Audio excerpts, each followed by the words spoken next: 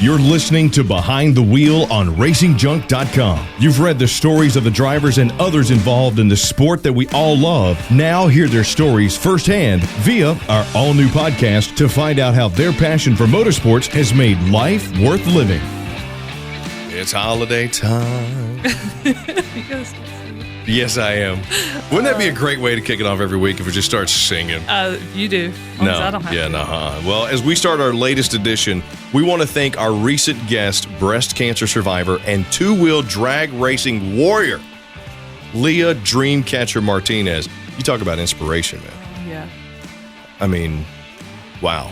Yeah, her story is incredible, and the fact that she's still reaching out to those who are still fighting this disease and doing everything she can to help them just is amazing to me, and I'm so happy that she's around and is able to share her story. Yeah, I can't wait to see where the future's going to take her. I mean, she's just going to rock it all the way up to the top. Oh, yeah. She even recently got pink hair, by the way. She looks amazing. Really? Oh, yeah. Right on. Go, Leah. You go, girl. Do your thing, girl. Hey, we also want to send out our deepest and sincerest condolences to the family, friends, and all those affected by the passing of late model driver Jackie Ward this weekend at Myrtle Beach Speedway. Unfortunately, there are times when we are reminded just how dangerous this sport can be. It's a sport we love, but every now and then God does send us a reminder. Yes. So thoughts and prayers go out to the friends and families there. And while we here at Racing Junk spend most of our time talking about motorsports, we're also lovers of the automobiles themselves. We've talked about this many times. People that are fans of the sport, they got to be fans of the cars. Oh. So, I mean, you just drool over them. Oh, every time I see an old classic car, I just, I can barely control myself. Yeah, calm down. Look, Tom Brady and classic cars. I didn't say it was Tom Brady. I said Rob Gronkowski. What do you keep pulling Tom Brady for? Same thing. Well, because he wears Ugg boots, and you look like the type that might fall for a man that wears Ugg boots. No, I'm not. I'm more a fan of the big guy who says, Plus, I just like I love picking on Tom Brady. I know you do. But if you ever spent time on our website or are following us on social media, you know that several of our staff just spent some time at SEMA, which is the premier automotive specialty products trade event in the world, and it has grown exponentially. Every year. You were there. Give me some takeaways from SEMA. Unfortunately, I was not there, but several of my... I thought you were there. No, I wish I was. Next year, I hope. Right. But several of our staff members were there, and the stories that have been coming out of SEMA are incredible. And if you haven't had a chance to read those stories, make sure you log on to RacingJunk.com and check out some of these stories, because some of the things that they saw at SEMA are incredible. And every year, that show is just getting larger and larger. So, yeah, it's definitely on my bucket list. We went to the Petty's Garage not that long ago. I mean, we're friends with the Petty's. They're right down the road from us.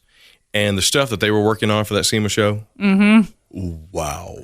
Yeah, they've always got some incredible Mustangs and things like that they take to SEMA every year. So and I had a chance to see those last year. Oh, yeah, the new F-150 series, Oh, see, now you're talking my soul right there. I'm more into the Mustang. Got to say, I like the power more. But hey, I'm a racing person. So. They're making them 1,000 horsepower Hellcats down there, too. And they got the new one, was it the Paladin or the Saint or whatever it is? Mm-hmm. My goodness, man. And you see all that stuff at SEMA. But, one of my favorite things about SEMA is the Battle of the Builders. Absolutely. I was so excited to hear that the Battle of the Builders winner this year hand-built a 1929 Ford Model A Tudor, one of my dream cars. Nice little sedan. I can see you rocking in that thing. Oh, yeah. I was never around back then. I wish I could say I was. Sort of, but I don't want to say I'm that old. I would love to have one of those Packers, because every year somebody's got a real nice Packard that they put out there. And I would love any of those old classic cars, because you think about it, that harkens back to the days when it was real. That's where it came from. That's where it started. Cars were real back, and if you ask me, back between the 1920s and the 1960s, even probably going into the 70s. But right about 85, we started going factory. See, but you always hate on my 74 Citation. I don't necessarily hate on it. I just don't really. It's missing the door. It's still got the spare tire on one wheel. To it, maybe I'd like it. Oh, it needs more to work. Let me tell you what. I don't think, and we got a guest coming up here in just a few minutes, Troy Trepanier, who's the owner of Rad Rides by Troy in Illinois. I don't think Troy and Jesus could fix my 74 Citation with what's going on with that thing. Hey, you never know. This guy does some pretty impressive work. You never know. He does have some impressive work, which leads us to the fact that we're going to be talking to him right now. I'm excited about this. He's the 2017 SEMA Battle of the Builders champion. So we get the cream of the crop to tell us not only about the show, but what he's got going on, why he built what he built. And here at Racing Junk, that's just what we do. That's right. That's why you get the behind the wheel on racingjunk.com, is so you can get people like Troy. Yeah, so check it out. He's awesome. So let's take a quick break and get a word from our sponsor, and we'll come right back with Troy. Attention racers, race fans, and gearheads. If you're looking to buy, sell, or trade the stuff that stokes your engine, then check out racingjunk.com. Racingjunk.com is the world's #1 online racing and performance classifieds, where you'll find what you need to rock your ride. Check us out at racingjunk.com. Racing and performance classifieds built to go fast. All right, welcome back to Behind the Wheel on racingjunk.com. So hang on, let's get Troy on the line real quick and get this little technical stuff going here. All right, I think I got him on the line. Maybe I got him on the line. Okay, yep, I got him on the line. All right, so Troy, tell us a little bit about this gorgeous 1929 Ford Model A Tudor. Well, we're mainly known, Chris, for street machines, but, once in a while we'll do an old street rod, and this is a really bitchin' project because I built it for a couple good friends of mine in Sacramento, Mark and Dennis Mariani, and we built them land speed cars, so they're definitely true hobbyists. And the 29 is a car that has been done a lot, kind of more as a rat rod, kind of really chopped up and tweaked, but, never really finished. So what our approach was to, we built a car pretty much from scratch, so we modified it everywhere, moved the body everywhere, and give it a pretty radical look, but not over the top, not out of proportion, but pretty twisted, but finished the car a little bit more, and really picked on the parts of the car where, like the steering and the suspension, how can you make one of these things drive better and all that. So we spent a lot of time on the engineering side, on the chassis, and the function side of the car, definitely. And instead of just over-decorating the car, we're more known for the function side, so that's really what we focused on. So is that why you chose a classic over something else, because you felt like that's one that's been done but was never finished? Yeah, that's part of it, and in the 29, everybody does a 32, so, the 32 is the most common in the industry, and there's been great examples done of it, but I feel the 29 has been some pretty wild-looking stuff done, but not just dialed in. I mean, this thing's kind of more coach-built and kind of a little bit sprint car-inspired, but very elegant, and not. It has some hot rod in it, don't get me wrong, but it's not, there's not very much shiny stuff on it, and, I think somebody asked me at SEMA, like, God, it looks so different and everything. What's the secret recipe or whatever? And it was very simple.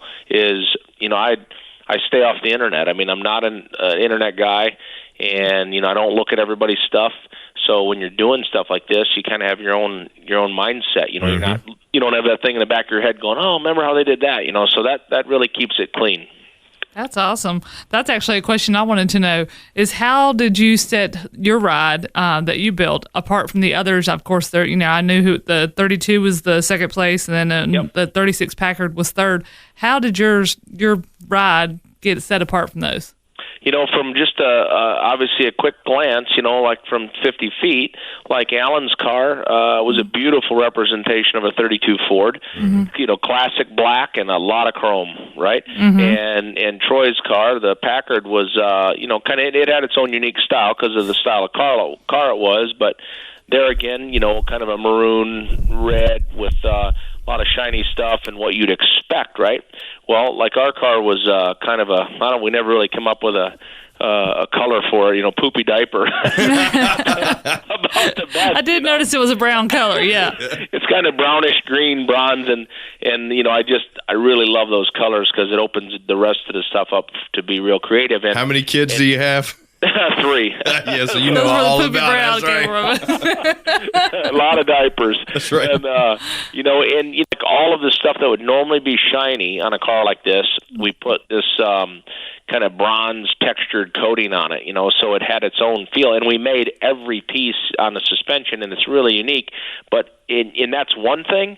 But what really set it apart is just that there was very little shiny on it at all. I mean, very little bit of nickel here and there, just little small touches. And that's, to me, what really sets it apart because, a lot of guys come up to me and give me a hard time. Oh, man, if this was black and shiny, and they're just laughing. But what would happen is if you did the same exact car, black and all that stuff we made, chrome or shiny, right? It would kill itself because it would just kind of blend in. Yeah, it'd be the same thing. Yep. Yeah. Get original. Yeah. It is. I mean, that's really the key, you know. I mean, and like I always say, some of the stuff we do, people walk up and go, man, that's really cool. You know, that's interesting. Now, maybe I wouldn't have chose that color or that finish, but gosh, it's fresh to look at. You know, and that's what we do. I mean, I think that's where we're strong. You know, Troy, hearing you talk, I can tell your passion for building is just pouring through. Where did that come from? Where did it start? Well, you know, I grew up. I always say I grew up in a small town here. My grandfather had a one-car garage next to my dad's shop, and my grandfather was a pipe fitter, and he was the guy if you needed anything welded in town, go see Johnny. And then my dad had an automotive shop. Growing up side by side, but I did all the sports in school, rode dirt bikes, and did all that stuff. But I kind of learned, you know, I welded pop cans together in my grandpa's garage and tore apart junk engines at my dad's, and kind of got me into the whole thing. And my grandfather always told me there's only one way to do things the right way, and he wore me out with it. I mean, you couldn't satisfy this guy for nothing, and finally it stuck, you know. And I mean, and that I think that really made the difference on doing things the right way and so on. But just you know, and then my dad growing up around the automotive side of it, and I think my biggest benefit in this industry is I learned how to make things work before I learned how to make it look good.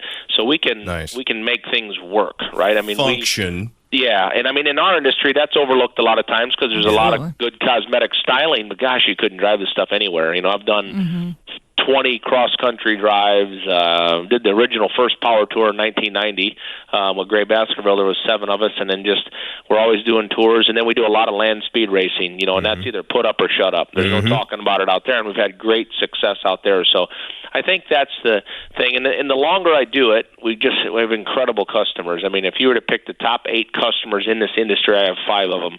Wow. And it just lets us really be creative and have good relationships with them, and then that's where the passion is, just creating something different that works to show people. I mean, the awards are fine. I mean, it's always great to be recognized, but like I said out there, you know, we got down in the top 12, and we judged amongst ourselves, and it's just a matter of opinion. You know, obviously, and that's what a car show is versus racing.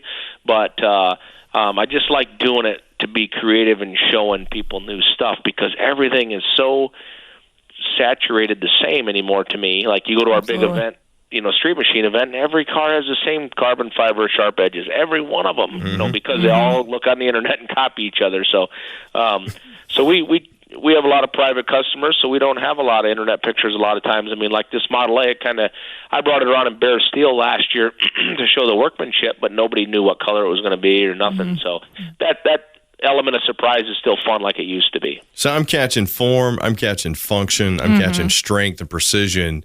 Is there anything else when I think about Rad Rides by Troy that I'm missing here?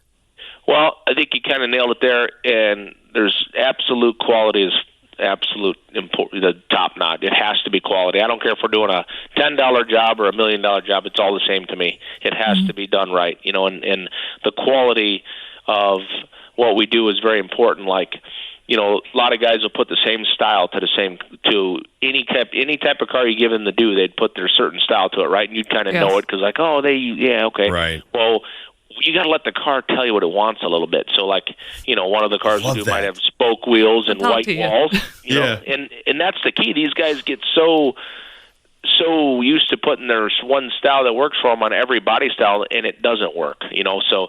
Like, you know, we're so random. Like last year we had a 40 Olds 4-door we did that was really trick driving, you know, just a neat car. And then this year we come out with a 29, you know, and then we're doing race cars, and then we're doing a lot of street machines, and we're all over. Every time we come out with something, it's completely opposite of what we just did. You need to start writing bios for the cars. Cause, you know, I see Troy, I would love that. I see him just walking around the shop looking at a car. Next thing you know, a ghost pops up and starts telling him what the car was all about. And he goes, all right, we got to give this one spoke wheels, man. We got to give this one baby doo-doo brown green color. You got it. And a lot of times I don't even like that stuff, Chris, but it's what that car needs. You know what I'm saying? It's like, that's what it needs. And I mean, boy, I could show you a couple examples. You'd be like, gosh, you're right. And I don't even like spoke wheels, and I don't like white walls, and I don't like wood grain. Right. Man, some stuff needs it, you know.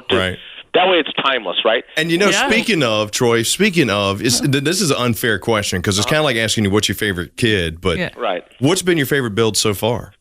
You know, there's a few of them for different reasons. One of the tops has been our land speed car called the Blowfish because we've been The Blowfish. I love that. Yeah, you know, we've been racing it for 11 years, and we've got 4 records, and you know, went over 300-mile-an-hour with it, and you know, it's just been a ongoing thing for us. So that's been really good for us as a long-term project. That'll get up, yeah. Yeah, and then the little Model A sure is pretty trick, and then we did a '56 Chrysler a few years ago that's turbocharged. Cool. You know, but it looks like I did it for a lady that was 80 years old, and I mean it has it's rose-colored and orange with spoke wheels and bird. It's got these bird pattern on the interior and everything. It's Why would an 80-year-old woman want that? I mean, are you kidding me? I want that. He's talking right to my soul but an 80-year-old right woman here. probably can't even drive anymore. And we drove that car cross country 3 times, and it is an awesome car.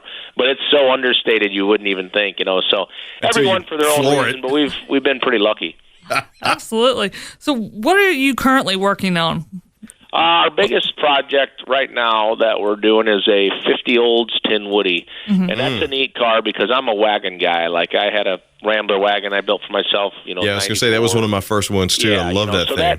That kind of I've always liked the wagons, and this is a 50 Oldsmobile Tin Woody, so it's got the the fake wood on the outside, but a lot of real wood on the inside. But obviously we'll have 7,000 hours of metal work on this thing because it's just so we've changed it everywhere, but so subtle that hopefully you walk up and say, "Man, it looks really cool. What'd you do to it?" You know, if you ask us that, we've done our job right. If you walk up and you can't just pinpoint, "Well, I know they've changed that," you know, if you walk up and say, "What'd you do to it?" then that's a compliment to us. So, but it's super trick because it's I mean, it's just cut everywhere and moved around everywhere, but so subtly, it's very tasteful.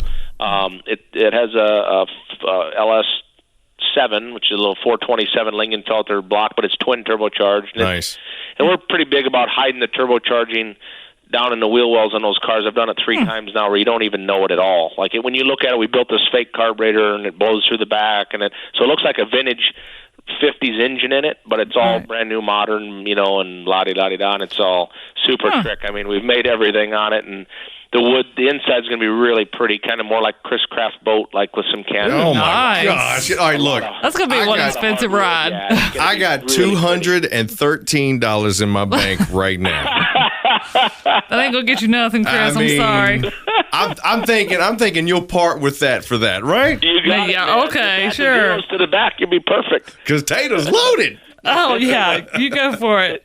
This will be our biggest project yet when it's done. Wow. And we've done some big ones, but just because of the sheer, you know, the 4 doors, the 2 doors in the back, and the wood, the fake wood, the real wood, just the whole package. The wheels we're making right now, and they're all machined, and they look kind of like old hubcaps from an Oldsmobile, but, you know, they're different. I mean, it just has the right feel again. When you see it go down the street, you'll be like, oh, it's just an old lowered custom Woody, you know, but I mean, it's super trick. That's awesome. Big project. So we're really working hard on it right now, and we got a bunch of projects scheduled once we get one of these done a little further to start on. So now, is this Woody going to be one that you take to Battle of the Builds next year? I was going to say. Yeah, but it'll probably be 2 years because we may build this car is getting. We built 2 cars for the father in the last 3 years, and the one he put 23,000 miles on last year. So these guys drive their stuff, but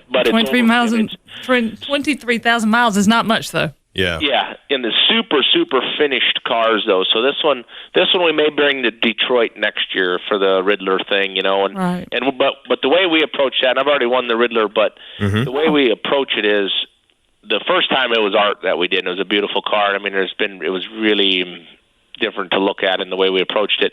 This one, it's all function, all mechanical. So, like, I guess what I mean by that is everything that's done is purposeful. Nothing's just decorating the cake or adding this thing just because, wow, that's more. You know, it's not. Everything that is function based on this car, but dialed in and a lot of engineering. So, because the end result is this car is built to drive and not just to go to a show, so we're kind of doing it backwards of how you normally would do it. I was going to say, that's very impressive. I would be like a kid in a candy store. Oh, you have no idea. And most of these guys, a lot of these, builders that I've seen, a lot of it today is all about power. Do you all focus a lot on power, or is it just, bringing a car back to life that people haven't seen in years?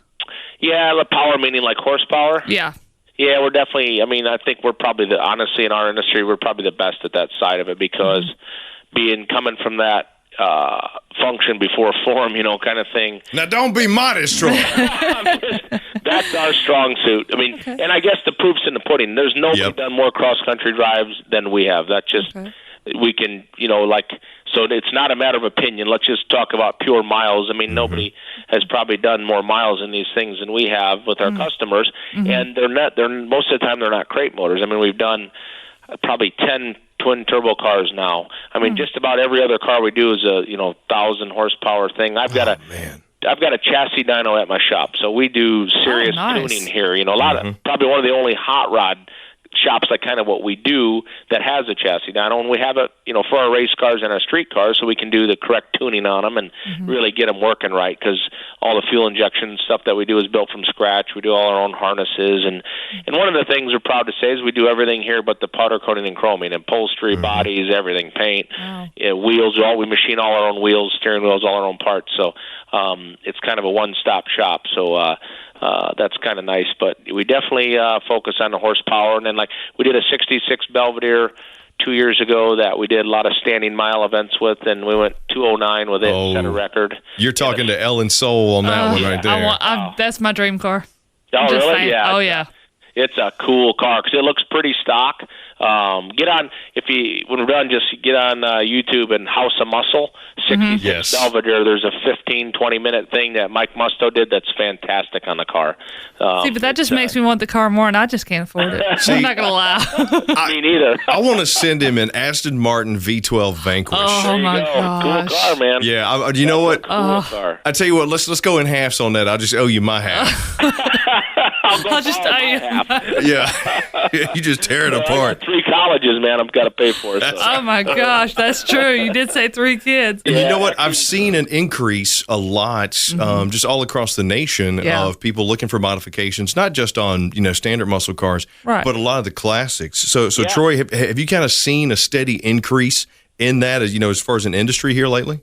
Yeah, definitely. I mean, it's luckily our market, like my marketplace, like even in a downturn back in 08, 06, whatever, never seen it at all. I mean, it doesn't affect what my customers, what we're doing. We're lucky. So, but I tell you, it's just on just obviously coming back from SEMA. I've been going there since 1990, and it is so busy and so hopping, you just can't even believe it. I mean, it's the industry's on fire, and the aftermarket's so good now. That's what's good, like especially, I guess I was talking to somebody, like back in the 90s, it was lowered half-ton Chevy trucks, right? Now it's Jeeps. Now Jeeps are the big thing. When are we going to bring back the customized IROCs, Troy? Come on. Oh, my That's God. I had when I was a kid. Let me tell you what. The hairband car. Oh, my jean jacket, my mullet, man. I was killing it. You're going to get a hair with it and a set of wheels, but they're coming. I'm telling you, the third-gen stuff's coming. I dropped a 454 in that thing and tore it in half. You got it, man. So, no, it is. It's everything. It's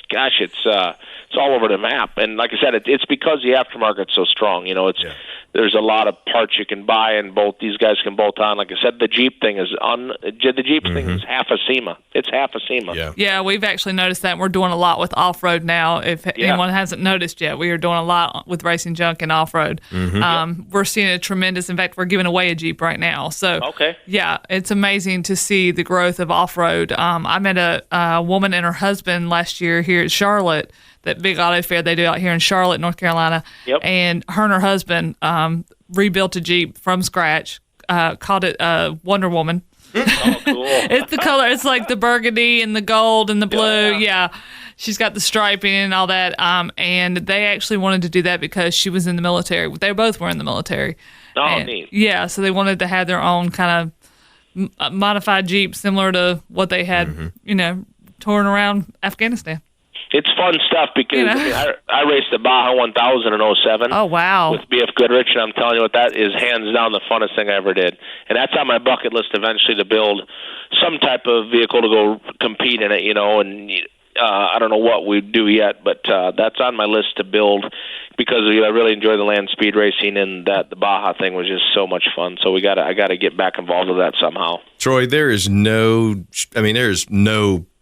you can just tell. Yeah, the reason why he is one the 2017 Battle of the Builders at SEMA this year. There's no doubt in my mind he was deserving of it.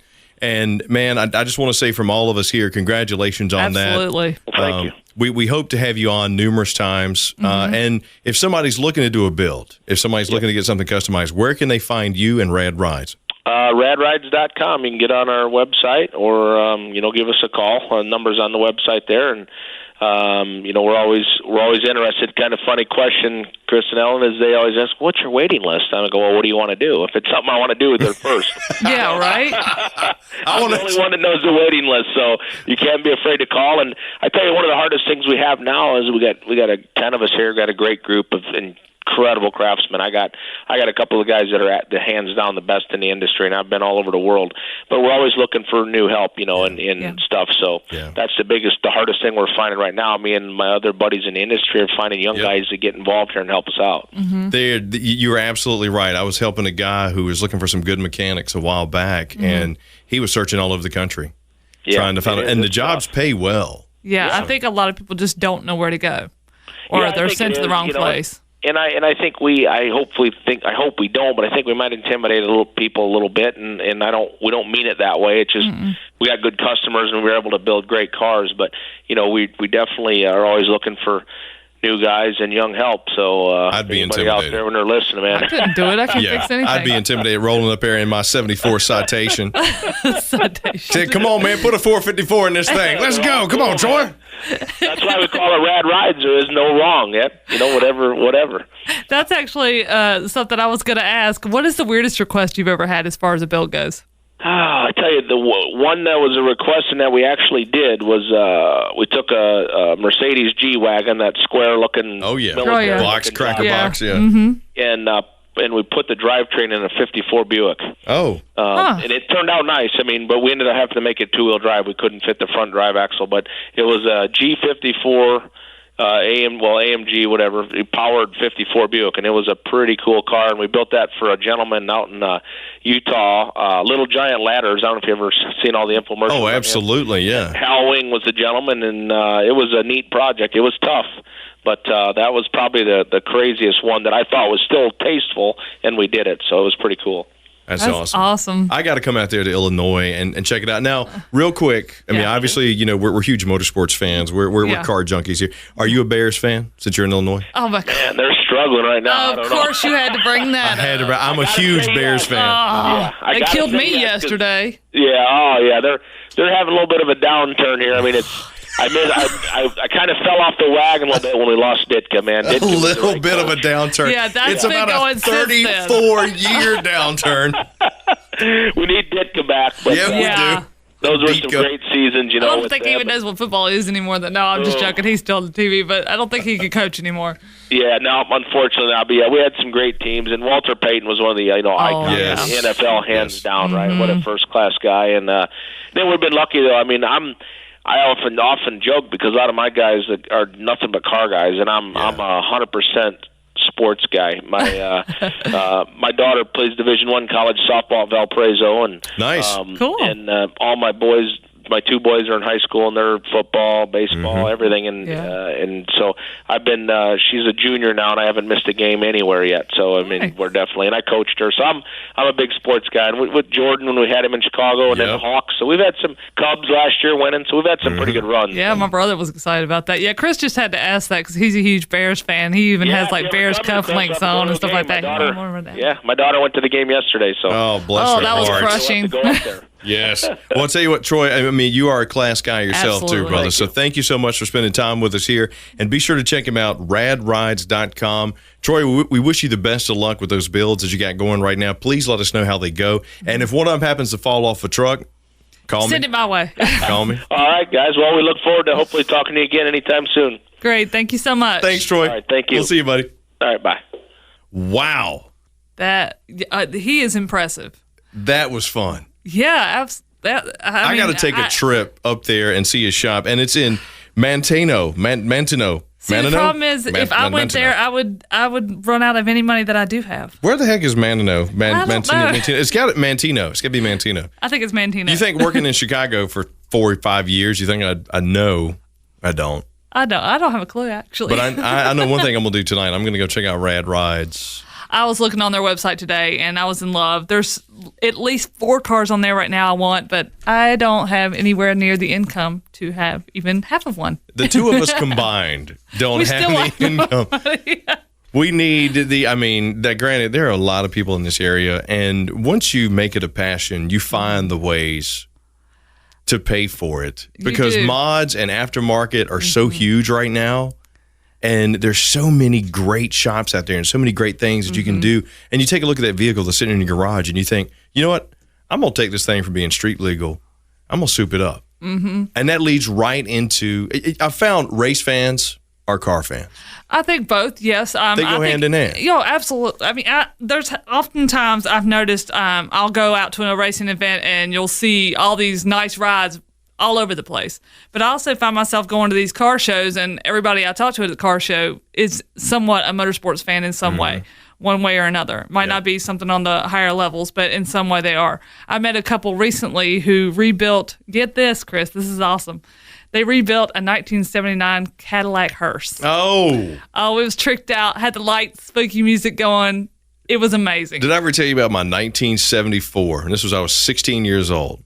First car I ever bought at Baby Dolls. That was the name of the car lot, Baby Dolls. You sure that was a car lot? It was a car lot. I mean, we don't know what went on behind the shop, but we just know it was a car lot. A 1974 red, white-topped, white leather interior Cadillac L-Day barge. That thing, that's awesome. I couldn't turn that thing around in 6 lanes of traffic. No. We could lay in between the front and the back seat. Oh, I miss the old cars like that. 16 years old driving that thing, and I would love to take that to Troy or any of these custom shops and see what they could do with it nowadays. Could you imagine? It's amazing. I mean, anytime I go to these car shows and see some of these rides from the past, it just makes my heart hurt to know that a lot of those are gone. I mean, they're coming back now, but you don't see them on the car lots like you see all these, 2018 Toyota Tundras or whatever, that have the latest lift kits or whatever. I mean, you just don't see the hands-on building that you used to see. Everything's factory, everything's the same. Yeah. And, there's not that passion for it when you see a lot of these rides built. And forgive me, dealerships out there, I'm not trying to hurt your feelings, but I can't help myself, even though I didn't even grow up in a lot of the era. We're trying to get your sponsor dollars, so please. We love you too. No. Ellen needs her new ride, so why not? No, don't tell Toyota that. I still have my Toyota. But it is true. But yes. Like me when I was younger, up until probably just a few years ago, I didn't appreciate what my dad had in the basement and what we used to work on every year. I've told you about the 1950 Ford that we had down there that my godfather just took out to his farm and rotted in a barn. That's where a lot of those builds having start. That now. I know and we redid the whole thing, transmission, engine, the whole nine. His idea was for me to have that as my vehicle, but I was a dumb teenager. Yeah, and I was like, I don't want that. Cool. It wasn't. I don't want that old thing. Yeah. I want my Cadillac L-Day barge. I want my IROC with my mullet and my members only jacket and my Reeboks with the 2 Velcro straps and the torn acid wash jeans. I would have loved to see a picture of Chris back in the day. There's probably Polaroids floating around at every freaking police and sheriff office in the Southeast. I mean, it's just kids, and I hate to use that term. Yeah. Back in my day, we just didn't appreciate it. No. But I've seen a little bit of that uptick in the younger generation appreciating those classic rides and beginning to bring them back and customize them. I'm actually seeing car shows are more on the common lately. I'm seeing them pop up everywhere, and I'm amazed at how many people out here, even in just the Southeast, that own classic rides. I mean, you would think at this point of time in 2017, going on 2018, that you're not going to see a 1956. You're not going to see a 1929 or, what was it, the 1936 we were just talking about. I mean, Packard. Yeah.